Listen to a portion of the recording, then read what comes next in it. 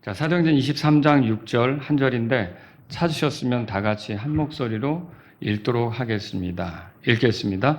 그러나 바울이 한편은 사두개인이고 다른 한편은 바리새인임을 깨닫고 공회에서 외쳐 이르되 사람들 곧 형제들아 나는 바리새인이요 또 바리새인의 아들이라 죽은 자들의 소망과 부활에 대하여 내가 불려와 신문을 받노라. 아멘.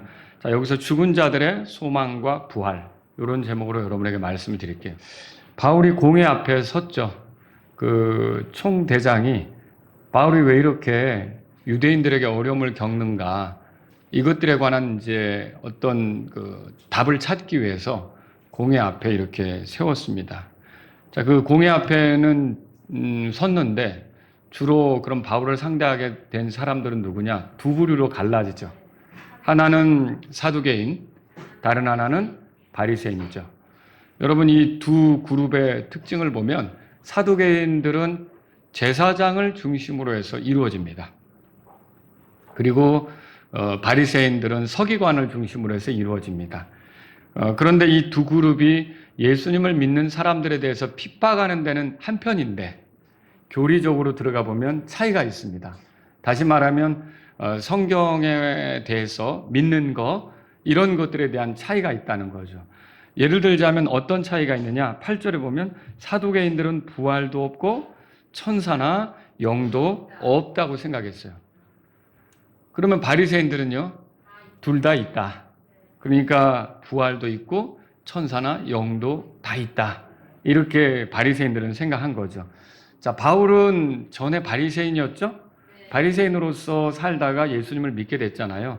그러니까 이 차이를 잘 아는 거예요.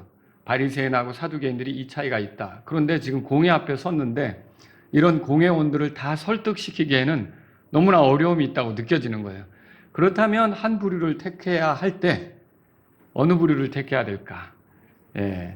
이제 그리스도인들과 비슷한 입장을 가지고 있는 바리새인들을 택할 수밖에 없는 거죠. 여러분 우리는 부활이 있다고 믿습니까?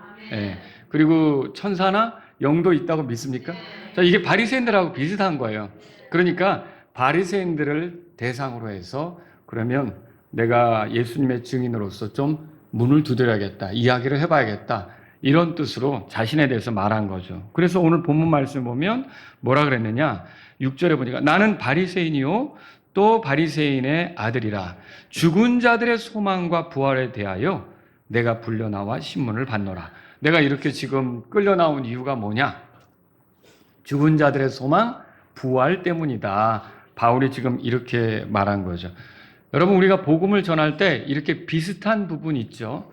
그것을 발견했을 때 그것으로 복음을 들어야 될 대상에게 접근하는 게 지혜로운 일입니다. 그러니까 여러분과 제가 복음을 전할 때 하나님의 지혜를 구하는 게 필요하죠. 근데 구멍이 보이게 하실 수 있어요. 그럼 그런 구멍은 뭐냐면 좀 비슷한 게 있다는 거죠. 예를 들면 그 사람이 구원받지 못해서 또 하나님을 찾는다. 그럼 우리가 그걸 가지고 복음을 전할 수가 있는 거예요. 또 그 사람이 교회는 안 다니지만 죄 때문에 두려워하더라.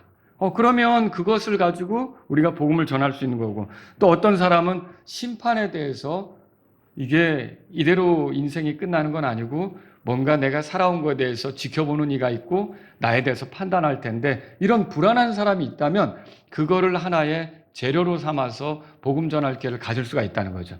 이렇게 우리가 복음을 전할 때 기도하다 보면 그런 어떤 구멍이 보이는 거예요. 우리가 치고 들어갈 문이 보이는 거죠. 바울은 지금 여기서 공회원들을 상대로 해서 예수님에 대해서 말하려고 할 때 참 아주 굉장히 기독교에 대해서 반발하는 사람들 앞에 있는 건 틀림없지만 가만히 생각해 보니 바리새인들은 부활에 대해서 관심도 있고 영에 대해서 천사에 대해서도 열려 있고 그러니까 내가 바리새인들을 타겟으로 삼아서 얘기를 해보자. 이렇게 해서 이제 문을 두드린 것과 같은 거죠.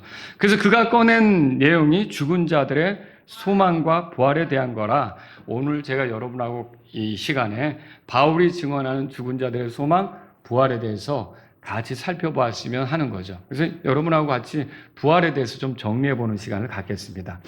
제가 오늘은 세 가지로 말씀드리는데 첫 번째로 말씀드리고 싶은 것은 부활은요, 예수님이 가르치셨던 거예요. 이게 예수님이 가르치셨던 주제가 부활이라는 거죠. 자, 사도행전을 누가가 썼다고 그랬죠? 그래서 이제 누가가 쓴 누가복음으로 가서 우리가 한번 예수님이 부활에 대해서 어떻게 가르쳤는지 보겠습니다. 누가복음 9장 한번 펴보겠습니다.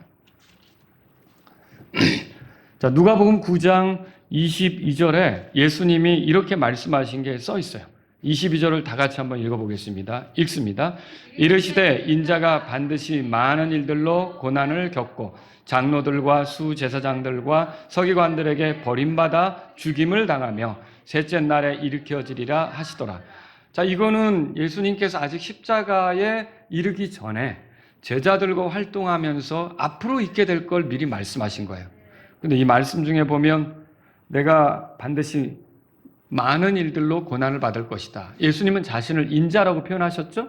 인자가 많은 일들로 고난을 받을 것이다. 그리고서는요, 유대 종교 지도자들에게 버림받아 죽게 될 것이다. 이것까지 얘기했어요. 그리고 죽음으로 끝나는 게 아니라 여기 셋째 날에 다시 일으켜진다는 걸 말했죠? 이 셋째 날에 일으켜진다는 게 뭐예요? 부활을 얘기하는 거죠. 그래서 예수님은 뭘 가르쳤냐면 나는 죽지만 부활한다. 내가 고난당하고 분명히 죽임당하겠지만 그것으로 끝나지 않고 나는 반드시 일어날 것이다. 셋째 날에 일어날 것이다. 내게는 부활이 있다. 이렇게 예수님은 부활에 대해서 미리 가르치셨던 거죠. 그리고 여기서 끝나지 않습니다. 누가복음 14장으로 가보세요. 누가복음 14장.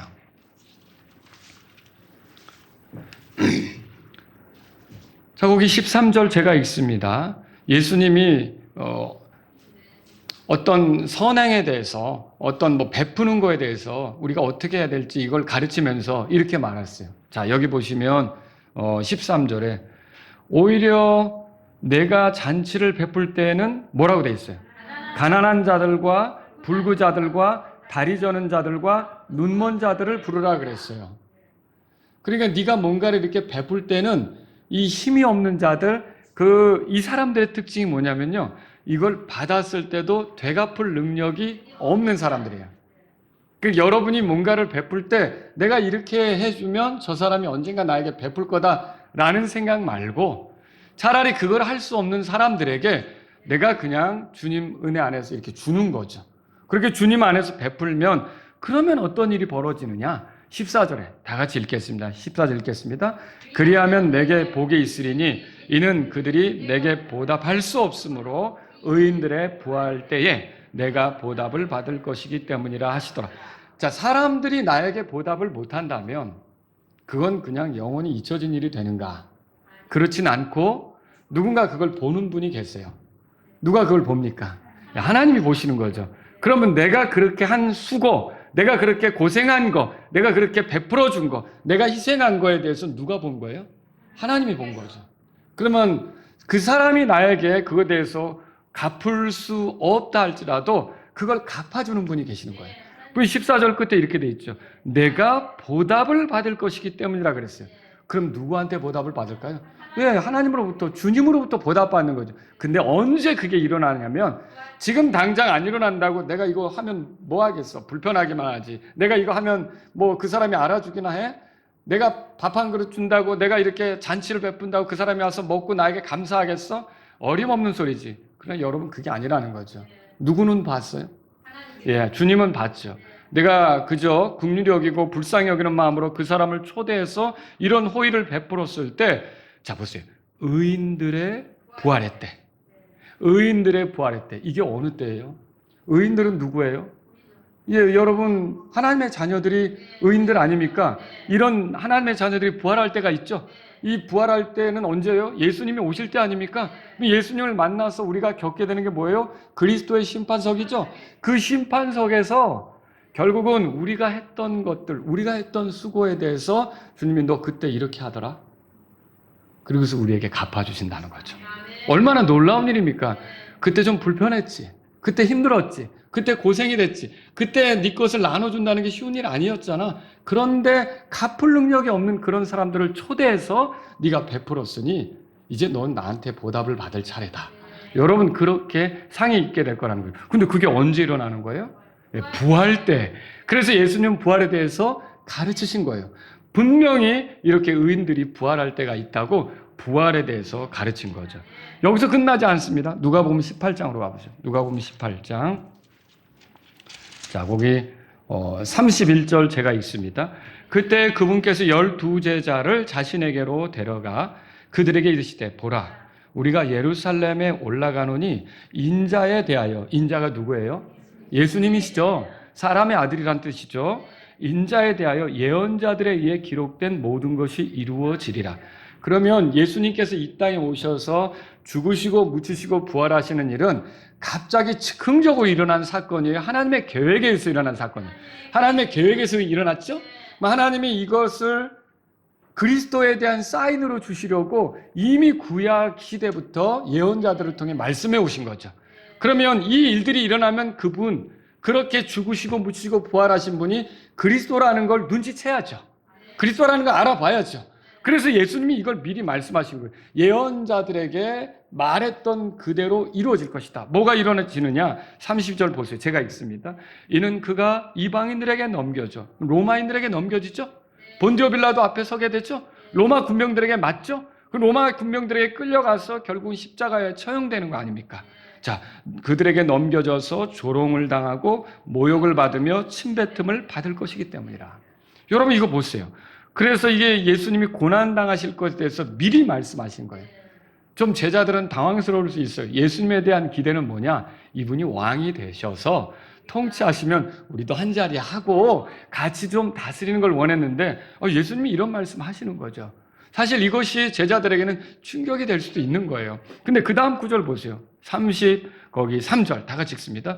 또 그들이 그를 채찍질하고 사형에 처하리니 그가 셋째 날에 다시 일어나리라 하시더라. 결국은 그렇게 해서 죽임당하는 거죠. 여러분 예수님은 죽으러 오신 거예요. 그러니까 자기의 어떠함을 드러내기 위해서, 그러니까 나의 어떠한 그런 것들보다도 하나님의 뜻에 맞추기 위해서 오신 거죠. 죽기까지 순종하셨다고 돼 있잖아요. 십자가에서 죽기까지. 자, 그래서 이 예수님이 죽음에 넘겨지는데, 그러면 이 사실만 들으면 제자들은 절망되죠. 물고기 낚는 그 어부집도 버리고 배도 버리고 그물도 버리고 쫓아다녔는데, 세간도 버리고 쫓아다녔는데, 이렇게 뭐 내 것 이것저것 다 버리고 쫓아다녔는데 결국 우리가 쫓아다니던 그분이 죽음으로 끝난다? 그럼 얼마나 절망적이 되겠어요. 그런데 예수님은 그걸로 이 말씀을 마무리 짓지 않고 여기 덧붙여서 뭐라 그랬냐면 보세요. 셋째 날에 다시 일어나리라. 그럼 이거 기억하라는 소리죠. 아무리 내가 십자가에서 죽임당하더라도 그게 끝이 아니라 분명히 내가 일어날 때가 있다는 것을 기억하라는 거죠. 그러면 이 말씀을 통해서 예수님이 가르치는 건 뭐예요? 주님은 부활에 대해서 가르치는 거죠. 예수님이 부활하신다는 걸 가르치는 거죠. 그럼 이렇게 볼 때 부활은 그냥 뭐 우리가 바울이 지어낸 얘기라거나 예수님의 제자들이 만들어낸 얘기가 아니라, 그러니까 예수님이 무덤에 묻혔는데 누군가 가져가 놓고 시체를 가져가 놓고 제자들이 꾸며낸 얘기가 아니라 그 사건이 있기 전부터 예수님은 부활에 대해서 가르쳐 온 거죠. 이게 있을 것이다 이렇게 가르친 거죠. 그리고 여러분이 아시잖아요. 그 나인이라는 도시의 과부, 그 아들이 죽었을 때 예수님이 그 과부의 아들을 살려주신 거 읽어보셨죠?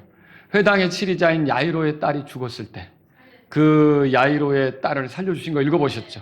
그리고 마르다와 마리아의 오라버니에 해당하는 나사로가 죽었을 때 예수님이 살려주신 거 읽어봤죠? 자, 이런 건 뭘 보여줍니까? 죽은 자들이 일어날 수 있다는 것을 보여주는 예표가 되는 거죠.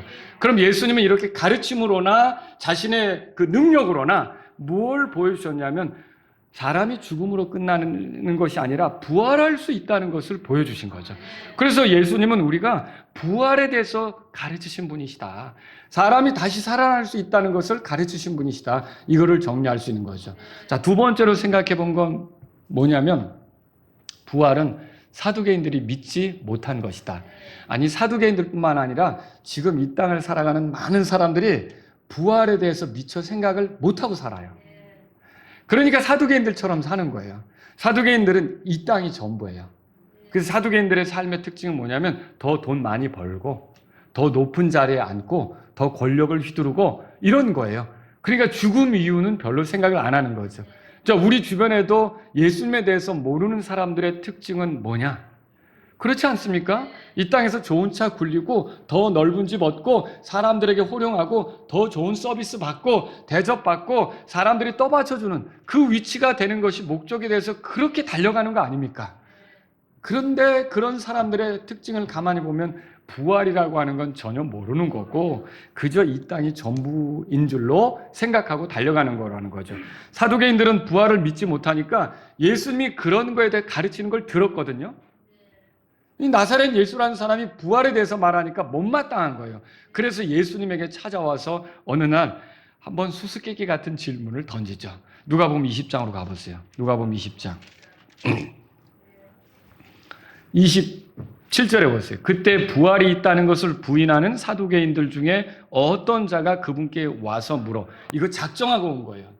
아니 이분이 평상시 부활에 대해서 말하는데 부활이 있긴 어디 있어? 이건 대답하지 못할 거야. 내가 한번 이런 질문을 해보지 하고 찾아온 거예요. 28절 제가 읽을게요. 이르되 선생님이요 모세가 우리에게 써주기를 만일 어떤 사람의 형이 아내를 두고 자식이 없이 죽으면 그 동생이 자기 형의 아내를 취하여 자기 형에게 씨를 일으켜 세울지니라 하였나이다. 여러분 이거 유대인들의 그 관례죠. 율법에 보면 이게 그 대속의 원리를 따라 우리가 이걸 계대 결혼이라고도 하고 이제 형수 취수제 이렇게라고도 얘기하고 고엘의 한 부분으로서 이제 기업을 물을 자를 얻지 못한 형수에 대해서 아이를 낳게 해서 죽은 남편의 기업을 대대로 물을 수 있게 만들어 주는 거 이런 제도거든요. 뭐 아기를 낳은 형수 같으면 이럴 필요는 없지만 아기도 없이 형이 죽었을 때 그 형수를 취해서 그 형수 앞으로 자녀가 아들이 생길 수 있도록 그렇게 해주는 거죠. 자, 그런데 이렇게 했는데 여기 보시면 29절에 그러므로 7 형제가 있었는데 참 형제도 많죠. 첫째가 아내를 취하였다가 자식이 없이 죽었나이다. 이에 둘째가 그녀를 아내로 취했으나 그도 자식이 없이 죽었나이다. 그리고 셋째도 그녀를 취하였고 또 7이 다 이와 같이 자식을 남기지 아니하고 죽었나이다. 어머, 세상에 이 여자가 그러니까 남편이 몇이 된 거예요? 7이 된 거죠. 이 땅에 사는 동안 어쩔 수 없이 허락된 계대 결혼의 원리에 따라 남편이 7이나 된 거예요. 7번 바뀐 거죠. 말하자면. 그래서 이렇게 해서 7명과 살았는데 30절 맨 마지막에 그 여자도 죽었나이다. 그러므로 부활 때에 그녀는 그들 중에 누구의 아내이니까? 이는 7사람이 그녀를 아내로 취하였기 때문이다 하더라. 하하하. 빠져나갈 수 없을걸? 부활은 무슨 아주 자기가 생각한 기발한 질문이라고 예수님께 이제 그런 질문을 한 거죠. 자, 이게 7명이라면 그 부활이 있다면 도대체 누구 아내예요? 부활했대. 이렇게 물은 거죠. 이거는 성경을 모르기 때문에 쉽게 말하면 무식한 거죠. 무식하니까 이런 얘기가 나온 거죠. 여러분 부활 때에는요 지금의 몸하고 다르죠. 다르죠. 여기서 우리가 몇 가지를 정리해 볼 수 있어요. 예수님의 대답에서 34절에 예수님께서 그들에게 응답하여 이르시되 이 세상의 자녀들은 장가도 가고 시집도 가되 그랬어요. 여러분 우리는 왜 장가 가고 시집 가죠? 네? 자식을 낳는 거죠. 대를 잇는 거잖아요. 이게 유대인들 중에도 굉장히 귀한 거예요. 그럼 왜 자식을 낳아야 되죠? 만약 안 난다고 생각해 보세요. 그러면 1세대로 다 끝나는 거예요. 사람은 죽어요? 죽죠? 근데 만약에 그냥 자식을 안 낳는다 그러면 인간 세대는 어떻게 되는 거예요? 그냥 1세대로 끝나는 거죠. 그래서 하나님은 그걸 막기 위해서 장가가고 시집가고 결혼하고 가정을 이루고 서로 사랑해서 자녀를 낳도록 허락하신 거죠. 그러니까 왜요? 사람이 죽으면 그냥 그 세대로 끝나면 안 되잖아요. 그러니까 계속 자녀를 낳아서 세대가 번성해 가도록 한 거죠. 저는 오늘 제가 말씀을 준비하면서 어떤 뉴스를 봤는데 올해 경상남도 교육청에서 7월 7일인가 이제 각 학교마다 공문을 보냈는데 뭐라고 공문 내렸는지 아세요? 이제는 가정조사라든지 뭐 하든지 할 때 엄마 아빠로 쓰지 말라는 거예요. 제1보호자, 제2보호자 이렇게 쓰라는 거예요. 여러분 기가 차죠? 그래서 부모 이런 개념도 넣지 말라는 거죠. 와. 그런데 이제 결국은 거센 항의가 들어와서 7월 13일인가 그때 그거를 철회한다고 이렇게 되긴 했는데 지금 이상한 짓들을 우리나라에서 벌이려고 하고 있어요. 네? 지금 우리나라의 현실도 굉장히 심각한 지경에 이른 거예요, 여러분. 잠깐 엉뚱한 대로 셌지만 여러분 아버지가 있고 어머니가 있어야 자식이 나오는 거 아닙니까? 그렇죠? 근데 예를 들어 그냥 보호자 1도 남자고 보호자 2도 남자예요. 그러면 거기서 자식이 나올 수 있어요? 보호자 1도 여자고 보호자 2도 여자예요. 그럼 자식이 나올 수 있어요? 그거 하나님의 뜻이 아니에요. 그거 세상이 그렇게 되는 게 마귀가 좋아하는 거죠. 여러분, 그렇죠? 그래서 정말 이 하나님께서는요, 생육하고 번성하라는 뜻으로 결혼해서 가정을 이루도록 한 거예요. 그런데 부활하면 죽어요, 안 죽어요? 안 죽어요. 그러면 이거 할 필요가 없는 거예요. 결혼할 필요가 없는 거예요. 자식을 낳으려고 할 필요도 없는 거예요. 말하자면. 그 하나님의 자녀들이 세팅이 돼가지고 하나님의 자녀들이 이미 이루어져 버리니까 거기서 뭐 그 자녀들이 죽어요, 안 죽어요? 뭐 이렇게 어떤 자녀든지 죽으면 계속 결혼해야 되는 거죠. 근데 죽을 필요가 없으니까 이거는 결혼이 필요 없는 거죠. 여러분 무슨 말인지 알겠죠? 그래서 여기 오늘 거기 여러분이 본 성경 말씀에 거기 보세요. 그 35절에 다 같이 읽습니다. 저 세상과 죽은 자들로부터 부활을 얻기에 합당한 자로 여겨질 자들은 장가도 가지 아니하고 시집도 가지 아니하는지라. 시집 장가 가지 않고 시집 가지 않는다 그러죠. 그 필요가 없는 거예요.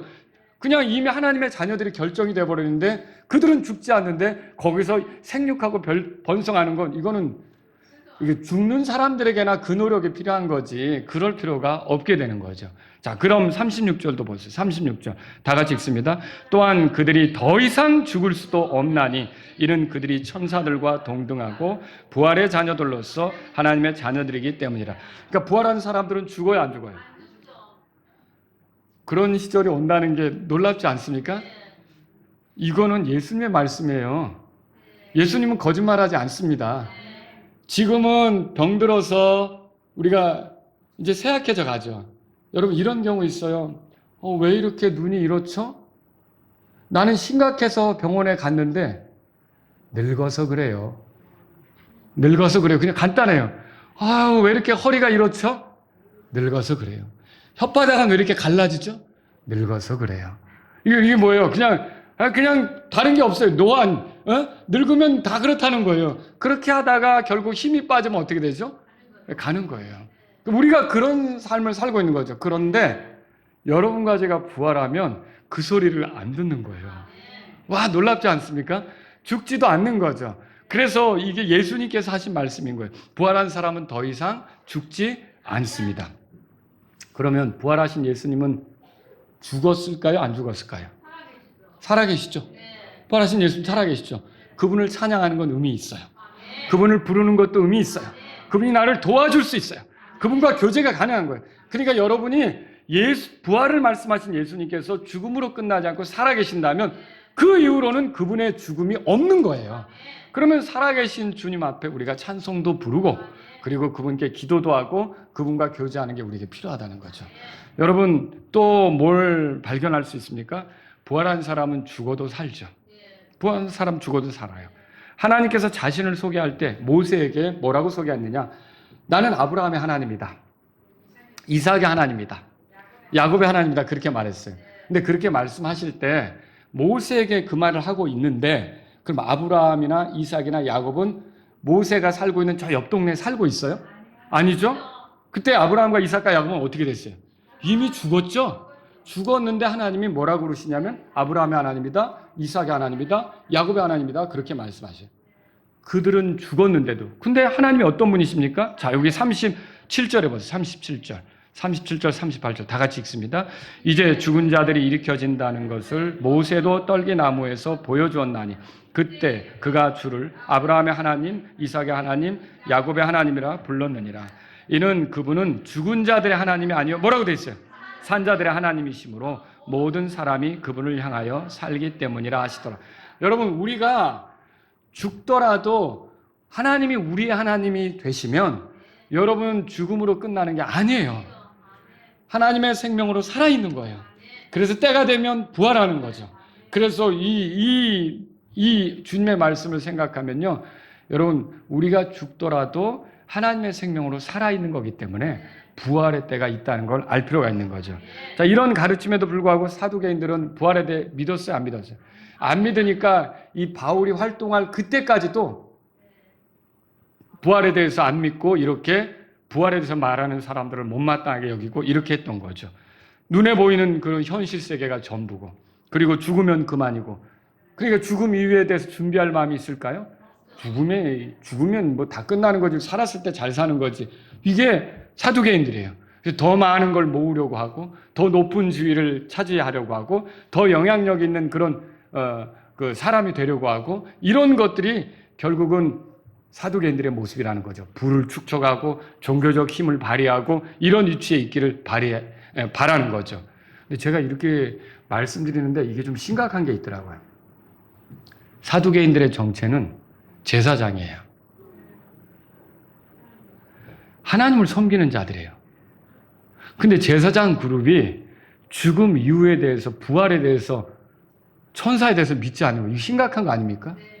여러분, 오늘날도 하나님께서 우리를 제사장으로 삼으셨어요. 근데 만일 이 땅만 전부로 알고 산다면 사두개인 못지않은 그런 사람들이 될 수 있다는 거죠. 여러분과 저는 이 땅을 사는 동안 여기가 전부가 아니라 다가오는 세상이 있다고 믿으셔야 돼요. 그리고 그때 부활하면서 주님과 함께 영광스럽게 보낼 수 있다는 것을 기억하셔야 되는 거죠. 이게 얼마나 의미 있는 일입니까? 여러분, 이제 부활은 예수님께서 가져다 주시는 것이라는 것을 알 필요가 있어요. 이거 세 번째로 말씀드리는 거예요. 바울은 그리스도인이 되기 전에 부활에 대해서 믿었습니까? 안 믿었습니까? 믿었죠. 믿었죠. 바리새인이니까. 그런데 나사렛 예수라는 사람이 부활했다는 건 믿었어요, 안 믿었어요? 그건 안 믿었죠. 부활에 대해서는 믿었지만 나사렛 청년 따위가 무슨 부활을 했겠어. 근데 예수님의 제자들은 떠들고 다니죠. 그분 부활하셨다고. 그러니까 이거를 바울의 입장에서는 어디서 말도 안 되는 거짓말을 해대고 다녀. 부활하면 그분이 그리스도고, 부활하면 그분이 우리의 죄 문제를 해결하신 분인데 어디 나사렛 청년이 부활했다고 이렇게 떠들고 다녀. 이 괘씸한 이런 놈들은 다 잡아서 아주 그 큰 욕을 보게 해야 돼 하고 붙잡으러 다녔던 거죠. 이 예수님의 부활에 대해서 말하는 사람들은 다 미쳤고 사기치고 있고 제정신이 아니고 이렇다고 생각했던 거예요. 그래서 어느 날도 대제사장에게 공문을 받아가지고 다마스쿠스에 거하는 그 그리스도인들을 잡으러 가던 중에 갑자기 강력한 빛이 임했죠. 그 빛의 정체는 뭐였어요? 예수님이시죠? 갑자기 눈을 못 보게 됐어요. 꼬꾸라졌죠? 그런데 소리가 들리는 거죠. 사울아, 사울아, 내가 어찌하여 나를 핍박하느냐? 두려움에 사로잡혔죠? 누구십니까, 주여? 라고 물었죠. 근데 나는 네가 핍박하는 나사렛 예수다. 정확히 자신에 대해서 말씀하셨죠. 내가 예수다. 이렇게 말하니까 순간 이 소리는요, 바울의 마음에 해머로 때린 것과 같은 거예요. 그동안 이 예수님을 믿는 사람들이 부활했다, 예수님이 부활했다 말하면 거짓말이라고 하고 미쳤으니까 그 소리 하지. 이놈들 정신 차리게 해줘야 돼. 이놈들 아주 그냥 다시는 그딴 소리 못하게 해줘야 돼. 이렇게 다녔는데 그렇게 쫓아다녔던 나에게 내가 예수다 이렇게 말하니까 거기서 바울이 해머로, 그때는 사울이었죠, 맞은 것처럼 충격을 받은 거죠. 그러면 이분이 살아계시다면 이분이 자기 죄 때문에 죽은 게 아니고 우리 죄 때문에 죽은 구세주란 말인가? 메시아란 말인가? 순간적으로 큰 두려움이 임하면서 사울의 인생이 바뀌게 되었던 거죠. 여러분, 그래서 그 이후로부터 바울은 예수님을 믿는 사람으로서 똑같이, 전에는 예수님 부활했다고 떠들고 다니면 잡으러 다녔잖아요. 이젠 자기가 더 큰 소리로 예수님 부활했다! 아주 그래서 이 변화된 이후로부터 그리스도 예수님의 부활에 대해서 떠들고 다니는 사람이 되지 않았습니까? 이게 바울의 모습이에요. 그래서 이 바울이 예수님의 부활에 대해서 말했는데 고린도전서 15장에 가보세요. 15장. 고린도전서 15장. 자, 예수 그리스도의 부활은 뭘 보여주는가? 우리가 이걸 이제 살펴보겠는데, 여러분, 예수님의 부활은 다른 게 아니라 그분이 죄가 없으신 하나님의 어린 양이심을 보여주는 거예요.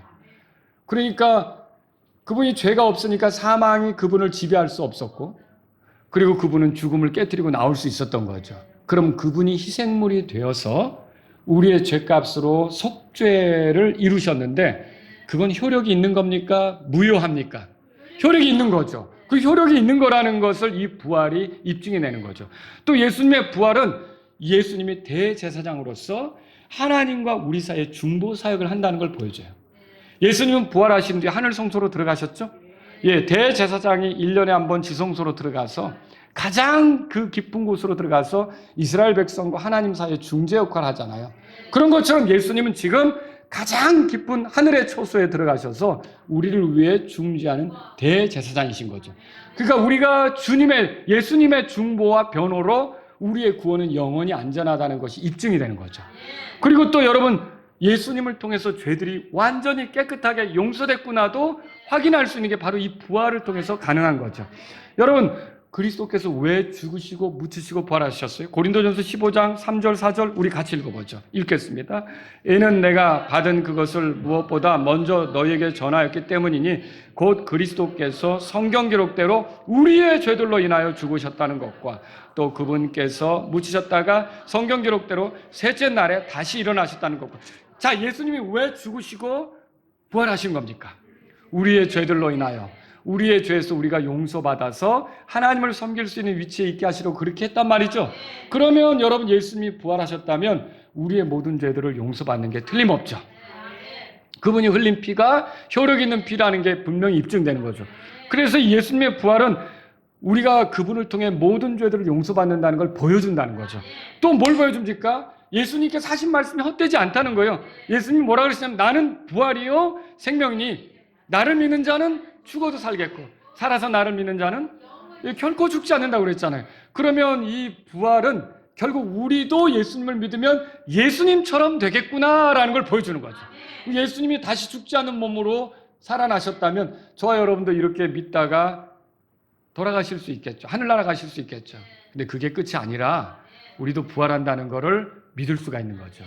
그래서 우리 앞서 가신 성도님들, 우리 교회에서 같이 신앙생활 하다가 주님 집에 가신 분들이 있잖아요. 이분들이 일어날 때 있습니까? 네, 있죠. 있다는 거예요. 그래서 여러분과 제가 이런 부활을 통해서 여러 가지를 확인할 수 있는 거예요. 근데 부활이 없다면 어찌 되겠습니까? 여러분 여기 13절 보세요. 부활이 없다면 어찌 되겠습니까? 부활이 없으면 그리스도께서 일으켜졌을까요? 안 일으켜졌겠죠. 그리고 그리스도께서 일으켜지지 않으셨다면 바울이 선포하는 거, 또 그걸 듣고 믿는 거, 이거 다 효력이 있습니까? 예, 그 믿음도 헛된 것이라고 써 있어요. 그렇죠? 14절에 눈으로 보세요. 그러면 바울의 증언은 효력도 없는 걸 떠들고 다닌 거네요. 그죠? 그러면 그건 거짓 증언이 되죠. 특히 더군다나 하나님께서 그분을 일으키셨다, 하나님께서 그분을 살리셨다, 하나님이 그렇게 한 적도 없는 걸 떠들고 다니까 하나님의 눈앞에는 거짓 증인들로 드러날 수밖에 없는 거죠. 그 얘기를 15절에서 하고 있는 거예요. 여러분, 그리고 만일 죽은 자들이 일으켜지지 않으면 어떤 일이 벌어집니까, 여러분? 그리스도께서도 일으켜지지 않으신 거죠. 17절에 보세요. 그런 16절에 그게 나오죠? 그리고 그리스도께서 일으켜지지 않으셨다면 우리의 믿음도 헛된 거예요.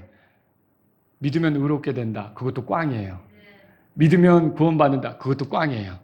믿으면 뭐 어떻게 된다. 하늘나라 간다. 그것도 꽝이에요. 다 허사가 되는 거죠. 여러분 17절에 보세요. 다 같이 한 목소리 읽겠습니다. 또 만일 그리스도께서 일으켜지지 아니하셨다면 너희 믿음도 헛된 것이요. 너희가 여전히 너희 죄들 가운데 있는 것이기 때문이라. 그러면 그리스도께서 부활하지 않았으면 우리도 여전히 우리 죄 가운데 있고요. 그러면 우리도 심판 대상이고요. 우리가 지옥에 갈 수밖에 없고요. 영혼의 파멸에 이를 수밖에 없게 되는 거죠. 근데 이걸 다 뒤집어 엎은 게 뭐예요? 부활이죠. 예수님의 부활이라는 거예요. 그래서 18절에 그렇다면 그리스도 안에서 잠든 자들도 멸망하였느니라. 그런데 그들이 멸망하지 않고 소망이 있는 거는 부활이 있다는 거예요. 부활이 확실하다는 거죠. 그래서 19절 우리 다 같이 읽겠습니다. 만일 우리가 오직 이 세상을 사는 동안에만 그리스도 안에서 소망을 갖는다면 모든 사람들 중에서 우리가 가장 비참한 자니. 이 땅에서 사는 게 전부예요. 그러면 우리는 비참한 자죠. 우린 열심히 믿었는데, 우리 뜨겁게 믿었는데, 우리가 복음을 믿었는데, 아니야, 죽으면 다 끝이야. 그 이후 부활 같은 건 없어. 그러면 정말 우리는 가장 비참한 자가 되는 거죠. 성경이 그걸 얘기하는 거예요. 왜요? 여러분 보세요. 우리가 주님을 위해서 희생한 것들도 있고, 손해본 것도 있고, 또 내 생각은 이렇지만, 그래, 주님께 맞춘다고 양보한 것도 있고, 가고 싶은 것도 있지만, 가지 않은 것도 있고, 먹고 싶은 거 있지만, 안 먹은 것도 있고, 즐기고 싶은 거 있지만, 거기에 참여하지 않은 것도 있잖아요. 주일날도 제가 이렇게 예배드리고 이렇게 가다 보니까 어떤 관광차가 딱 쓰는데 산에 갔다 온 사람들이 배낭 메고서 다 내리더라고요. 아, 저 사람들은 오늘 산에 갔다 오는 거구나. 우리도 뭐 주일날 산에 갈 수도 있는 건데 우리는 안 가잖아요. 어디로 오는 거예요, 지금? 하나님의 집에 와서 예배 드리는 거잖아요. 근데 부활이 없어요. 그럼 여러분의 모든 것이 다 헛된 거죠. 근데 성경은 뭐라고 말합니까? 고린도전서 15장에서요. 맨 끝으로 가보세요. 58절. 58절. 다 같이 있습니다. 그러므로 내 사랑하는 형제들아 너희는 굳건히 있어. 이게 뭐냐면요. 그러므로 이렇게 하는 게 부활이 있다는 것을 강력히 말하고 그러므로 이렇게 얘기하는 거예요. 부활이 있기 때문에 이 말이에요. 그러면 그 뒤에 보세요. 항상 다 같이요. 항상 주의 일을 넘치게 하랄지니 이는 너희 수고가 주 안에서 헛되지 않은 줄 너희가 알기 때문이에요. 여러분 이게 무슨 말입니까? 결국 우리가 주님 안에서 수고한 것이 되갚아질 날이 있다는 뜻이죠. 보상받을 날, 보답받을 날이 있다는 뜻이죠. 자, 이 땅에서 그게 대갚음을 받지 못하면 언제 갚아져요? 왜? 그리스도의 날 보상받게 되는 거죠. 그리스도의 심판석에서 보상받게 되는 거죠. 그리고 여러분 15장 20절에 가보세요. 그러나 이제 그리스도께서 죽은 자들로부터 일어나셨으며 잠든 자들의 첫 열매가 되셨다 그랬죠. 여러분 부활은 분명히 있습니다. 우리가 농사 짓고 첫 열매로 거두는 수확물 있죠. 그 수확물이 있다면 그 다음에 계속 추수가 이루어질 텐데 요 수확물하고 요 계속 이어지는 것은 다른 종자예요? 같은 종자예요? 같은 종자죠. 자, 이게 그 모습이라면 뒤에 나오는 것도 다 같은 거 아닙니까? 예수님이 첫 열매라면 우리가 부활할 때 수확 당할 때 우리도 예수님 같은 모습이 되지 않겠습니까? 성경은 이걸 말하는 거죠. 오늘 우리는 바울이 공회에서 신문 당하면서 죽은 자들의 소망과 부활 때문에 내가 여기 왔다는 걸 얘기했어요. 여러분, 이 부활에 참여하게 된 거, 부활의 자녀가 된 거, 이게 얼마나 큰 복인지를 생각하셔야 돼요. 이거는요, 그래서 이 신문을 당할 수도 있고, 이 고생을 할 수도 있고, 이 어려움에 처할 수도 있고, 예수님 때문에 아주 그 불편한 일을 당할 수도 있고, 이 모든 걸 당할 수 있는 것은 이 땅이 전부라면 억울하죠. 그런데 이 모든 걸 갚아줄 날이 있는 거예요. 부활의 날이 있는 거예요. 그렇기 때문에 어떤 위치에 서서 곤욕을 당하고 어려움을 당하고 불편함을 당하고 희생을 당하든지 나는 기꺼이 맞이할 수 있다. 왜? 이게 전부가 아니라 나는 부활의 때가 있기 때문이다. 여러분과 저는 부활을 소망하면서 사는 사람들 아닙니까? 그러므로 우리는 이 땅에서 겪는 모든 것들이 정말 한순간에 아무것도 아닌 것처럼 지나갈 거로 생각을 하셔야 되는 거죠. 여러분 그렇습니다. 우리의 삶이 이 땅에서 보내는 날이 전부가 아니잖아요. 그죠? 다가오는 세상이 따로 있어요. 이거 엄청난 일이에요. 이거 모르고 죽는 사람들도 있어요. 제가 극장 얘기를 해서 그런데 이 극장에 우리는 안 가잖아요. 나는 갔는데 이런 그런데 보세요. 어쨌든 저는 어린 시절 극장이 있는데 대한뉴스 아세요? 대한뉴스 나오죠? 그러면 영화가 나오기 전에 대한뉴스 나온단 말이에요. 거기서 뭐 여러 가지 뉴스를 한 번에 보여주죠. 그때 이제 그리고 뭐 예고편도 나오고요. 그럼 여러분 거기서 이제 볼 거 다 봤다 하고 일어나서 갑니까? 거기서 끝나는 거 아니죠. 더 긴 게 기다리고 있잖아요. 근데 이 땅이 전부인 것 같은 사람이 대한뉴스 보고 끝나는 것과 같은 거예요. 여러분 더 긴 게 있어요. 더 영원한 게 있어요. 그러니까 이 땅이 전부라고 생각하는 게 아니라 다가오는 세상이 있다는 믿음으로 우리가 살아야 되는 거죠. 여러분과 저는 다가오는 세상에 대한 소망이 있죠. 그리스도와 함께 누릴 미래가 있죠. 이 소망은 그냥 내 기분이 아니에요. 예수님이 말씀하신 거예요. 하나님 말씀에 기초한 거예요. 하나님은 거짓말하지 않으세요. 그분의 말씀은 참이에요. 그분의 말씀대로 이루어집니다. 예수님께서 죽으시고 묻히시고 부활한 것도 성경대로 되었다면 그분이 다시 오신다는 것도 성경대로 이루어질 거예요. 그러니까 우리에게는 이 부활의 소망이 분명히 있는 거죠. 그래서 소망에 관한 것, 부활에 관한 것이 바울의 그 고난받는 이유고요. 복음을 전하는 이유고요. 그리고 주님을 위해서 어려움을 겪는 이유가 된 거예요. 내가 모욕을 당하고 힘든 일을 당하고 손해를 보고 어려움을 겪어도 이 모든 것이 헛되지 않고 너희 수고가 주 안에서 헛되지 않다고 한 것처럼 반드시 주님이 보답으로 갚아주실 때가 있으니까 내가 기꺼이 헌신하리라. 내가 기꺼이 희생하리라. 여러분, 오늘 우리는 어떻습니까? 죽은 자들의 소망과 부활로 인해 우리 인생이 바뀌었습니까? 이 땅이 전부가 아니며 다가오는 세상이 있다는 것으로 인해 우리가 그걸 기다리고 있습니까? 그때 영광스럽게 되게 준비하고 있습니까? 그 죽은 자들의 소망과 부활 때문에 현재 겪고 있는 여러 가지 아픔, 고통, 슬픔, 괴로움, 핍박 이런 것들을 이겨내고 있습니까? 이런 것들은 다 지나가는 거예요. 악몽을 꿨어도요, 아침에 일어나면 꿈이었길래 다행이지. 다 지나갔잖아요. 아침에 일어나면 내가 하루를 힘있게 살아갈 수 있잖아요. 마찬가지예요. 우리가 지금 이렇게 해서 아웅바웅거리면서 이렇게 사는 거 있잖아요. 이 힘겨운 삶이 진짜 어젯밤의 꿈같이 그렇게 사라지면서 주님과 영혼을 보내게 될 때가 있다는 거죠. 여러분, 이 부활의 소망으로 일어나시기 바랍니다. 사두개인들처럼 현세가 전부인 것처럼 여기에 매여서 끙끙거리고 여기서 막 그냥 답답해하고 여기서 힘들어하고 여기서 괴로워하고 속상해하고 이럴 게 아니라 이거는 지나가는 꿈 같고 우리가 다가오는 내일이 있다는 사실을 알고 나아가시기 바랍니다. 여러분, 죽은 자들의 소망과 부활에 관해서 깊이 생각하지 않고 현세가 전부인 것처럼 그런 생각으로 빠져 사는 사두개인들은요, 여러분, 결국은 구원에 대해서 준비가 되겠습니까? 영혼을 보낼 준비가 되겠습니까? 안 되는 거죠. 우리는 그런 사람들이 아니라는 거예요. 제가 여러분에게 현실 도피적인 삶을 살라는 말을 하는 게 아닙니다. 우리는 이 땅에서 충실해야 합니다. 그런데 이 세상의 삶이 지나가는 과정이라 혹은 내 뜻대로 되지 않는 것이 있다 할지라도 여러분들이 거기에 너무 많이 힘들어하거나 낙담할 필요는 없다는 거예요. 오직 주의 뜻 그것만 선다고 생각하시면서 주님을 찬양하시며 갈 수 있기를 바랍니다. 무엇이 슬프고 괴롭든지 우리가 누릴 영광에 비하면 아무것도 아니에요. 확실하죠? 우리가 이 땅에서 뭐가 재미있고 뭐가 즐겁든지 주님 앞에서 영광스럽게 돼서 주님을 대하게 되는 그 기쁨과 그 영광에 비하면 아무것도 아니에요. 여러분과 제가 하나님의 제사장인데 맞죠?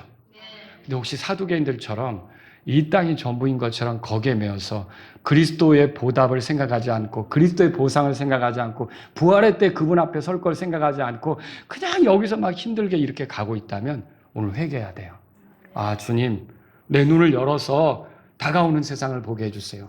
내 눈을 열어서 부활의 때에 대한 소망으로 주님의 보답을 기다리며 나아갈 수 있는 제가 될 수 있게 도와주세요. 여러분, 이런 삶을 사는 사람들은 이 세상 사람들이 이상히 여기며 괴롭게 하더라도 견딜 힘이 있어요. 살아갈 힘이 있어요. 헤쳐나갈 힘이 있는 거죠. 저와 여러분들이 힘 있는 그리스도인들이 되는데 부활의 소망 안에서 죽은 자들의 소망 안에서 힘이 있는 저와 여러분들이 될 수 있기를 바랍니다. 다 같이 일어서시겠습니다. 오늘 이 말씀을 들으신 여러분 가운데 하나님 아버지, 이 땅이 전부인 줄 알고 살았던 제게 죽은 자들의 소망을 주시고 부활의 소망을 주셔서 감사합니다. 내가 이렇게 주님을 섬기면서 살아가는 동안 이런 어려움을 겪고 저런 괴로움을 겪고 저런 속상한 일을 당하더라도 이게 어젯밤의 꿈같이 다 지나가며 다가오는 세상 부활의 때 주님과 함께 영광스럽게 됨을 믿고 힘을 내기를 원합니다. 주님이 나의 힘이십니다. 이 땅에서 어떤 삶을 살든지 어떤 고통스럽고 어떤 힘든 일을 당하든지 부활의 때 주님께서 보답해 주시고 영광스럽게 할 것을 믿으며 가기를 원합니다. 여러분 가운데 이런 부활해 주심을 주님을 생각하면서 힘을 내기를 원하는 분이 있다면 이 시간 주님 앞에 나가십시오. 주님, 저에게 이 부활의 소망 가운데 힘이 되셔서 내 나머지 삶을 힘있게 살아가기를 원합니다. 주님의 영광을 위해서 힘있게 나아가기를 원합니다. 바울처럼 공회 앞에 서고 어려운 환경 속에 내가 세워지더라도 내가 굴하지 않고 부활의 소망 가운데서 사는 사람으로 걷기를 원합니다. 이런 분이 있다면 이 시간 주님 앞에 나아가십시오.